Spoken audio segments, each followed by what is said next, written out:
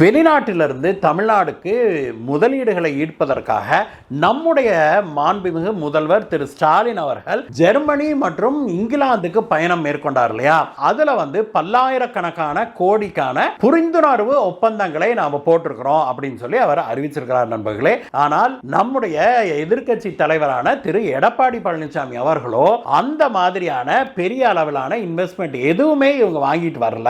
தமிழ்நாட்டுக்கு இந்த பயணத்தால எந்த பிரயோஜனமும் இல்லை அப்படின்னு சொல்லி பிரச்சாரம் செய்து வராரு. இது தொடர்பாக தமிழகத்தில் கடந்த 4.5 ஆண்டுகள்ல என்னென்ன இன்வெஸ்ட்மெண்ட் வந்திருக்குது, எந்தெந்த புரிந்துணர்வு ஒப்பந்தங்கள் போட்டிருக்கிறாங்க, அதுல எவ்வளவு நினைவாக இருக்குது, எவ்வளவு தொழிற்சாலைகள் தொடங்கப்பட்டிருக்குது அல்லது வேரியஸ் ஸ்டேஜஸ்ல இருக்கும் இல்லையா, அதை பற்றிய ஒரு வெள்ளை அறிக்கையை கொடுக்க சொல்லி திரு எடப்பாடி பழனிசாமி அவர்கள் கேட்டுக்கொண்டிருக்கிறார் நண்பர்களே. இந்த விஷயம் இப்பொழுது பயங்கர பரபரப்பாக போய்கிட்டு இருக்கிறத பார்க்கிறோம். இதுல முதலீடுகள் உண்மையிலேயே தமிழகத்துக்கு கிடைத்து அதனால் நாம் பயனடைந்தால் உண்மையிலேயே அதை பார்த்து சந்தோஷப்படுற ஆள் நாமளா தானே இருக்க முடியும்.